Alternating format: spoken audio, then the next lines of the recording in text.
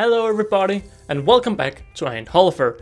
Today is a little bit of a special video because we're not talking about my ants, but we are talking about your future ants. Because this video is for all of those out there who wants to start ant keeping, but maybe is not too sure if they want to start ant keeping for real, or maybe their parents won't let them start ant keeping. Either way, this video is for you because I'll go over how to start ant keeping.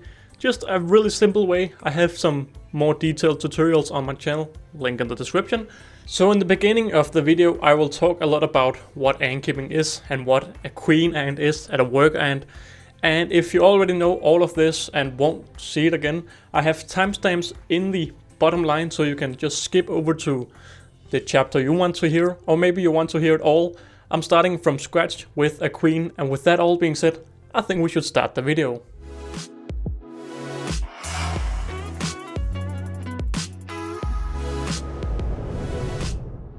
So before you get into why you should join the hobby, let's talk a little about what ant keeping is really about. This right here is a queen ant. She's the only thing that makes the colony grow. Different species can have more than one queen, but there are other systems like gamma gates, but that's not something we're going to talk about in this video. The queen is, as I said, the only thing that can make the colony grow. She does this by laying small eggs that hatch into larvae and then pupae. And finally, they hatch to adult workers. If you're starting an ant colony, you may start from scratch with only one queen, or you can buy a small colony with a few workers. It depends on what people want, but in my eyes, it's great to start with a small colony and later on catch your own queens. If you're starting from scratch, you'll need a lot of patience. The queens will only mate during nuptial flights, and this is the only opportunity you have to catch the queens. Around the world, nuptial flights happen in different times and different environments, but a general rule of thumb will be a hot and not windy day after a storm. This will make the ant princesses and the ant princes go outside, fly up and mate. After that, the male prince will die and the female princess will officially become a queen ant, and this is when you catch her. You'll have to keep an ant colony for around 1 to 3 years before they'll also start producing princes and princesses. When you have captured the queen, it's vital to get her into the right environment. I have made a more detailed video on this specific subject, and in general I have made a whole ant keeping 101 playlist, all the way from how to find a queen, all the way to how to start a successful colony. But the queen will need something called a test tube setup. A test tube setup is basically a tube with a cotton ball with water on the other side. The queen will have the opportunity to drink the water by sitting on the cotton. But back to the real thing, patience. For the next few weeks, you'll have to let the queen stay in a dark and calm environment without checking on her. Around every second week you can check how she's doing, but again, it is really important to be patient, because every time you look at her, you stress her, and this can cause her to die of stress or make her eat her own eggs. But hopefully, when you check on her, she has laid eggs that over time turns into larvae and then pupae. From the queen lays the eggs to the first worker arrives, approximately 6 to 7 weeks will pass by. Again, this varies a lot from species to species. Smaller ants will arrive faster and bigger ants will of course arrive slower. When the first workers arrive, they are a little bit smaller than the normal worker size you'll get later on. This is because they are known as nanitics and they haven't been fed much by the queen. But when the workers hatch, the fun starts for real. Because this is when you'll have to feed the colony for the first time. The colony will need sugar and protein, and I personally in general use honey and a chopped up mealworm. But again, I have a full video on that topic in the description.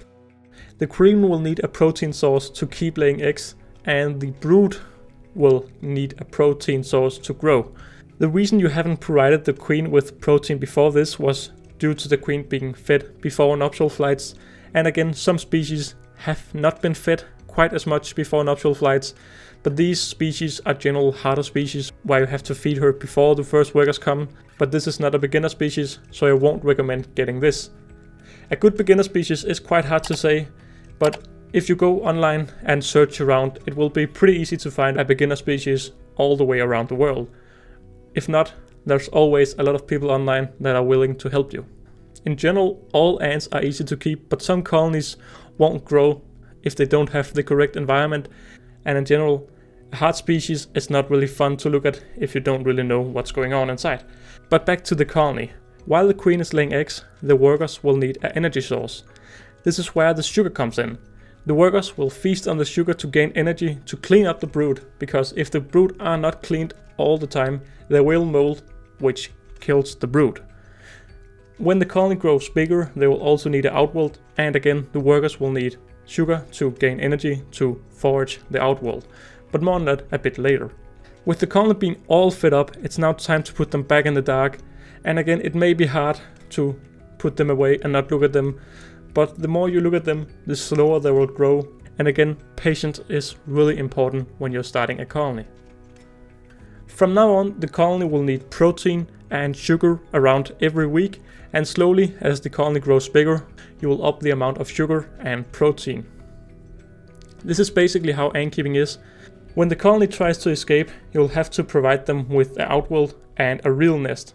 An outworld is a place where you can feed the ants without stressing the colony, and as the colony grows bigger, they will want to escape, and when they want to escape, it is a sign for you to upgrade the outworld even more.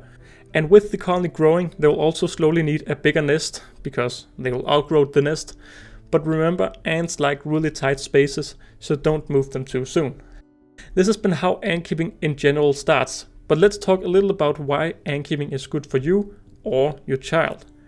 From the start of the colony, you get taught patience. If you rush the colony, they might not make it, and if you look at them all the time, they might not make it. So you are from the get-go taught how to be patient and just get a sense of how the small things work in real life. Slowly as the colony grows, you'll also start to appreciate how hard it is and how long it takes for an ant colony to become the major forces you see outside. It's also very stress relieving to watch all the ants.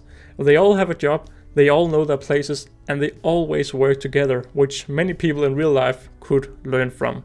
I find it very calming to just stare at the ants, not minding anything else but making a colony safe and well fed. When you're watching your ants, you also get a responsibility for them. If you don't feed them, they will all eventually die. If you don't take the proper care of them, they will all eventually die. So it's no joke to get an ant colony. It is maybe some small easy things you have to do, but if you don't do them regularly, they will not survive. Some people say you act a little like their god, you control them and you decide their fate. In general, it's a great way to get taught responsibility by taking care of ants. The final thing is the whole community around ant keeping. Although it might seem like a random small hobby, there are actually tens of thousands of ant keepers and probably even more. It is extremely easy to get a good relationship with people online that help you. We have a very helpful community that always are ready to answer your questions and help ID whatever queens or workers you are finding in the wild. So guys, that's been it for this video. So hopefully you liked the video and now you're joining ant keeping. Maybe you are already an ant keeper, just watched this for fun. Thank you.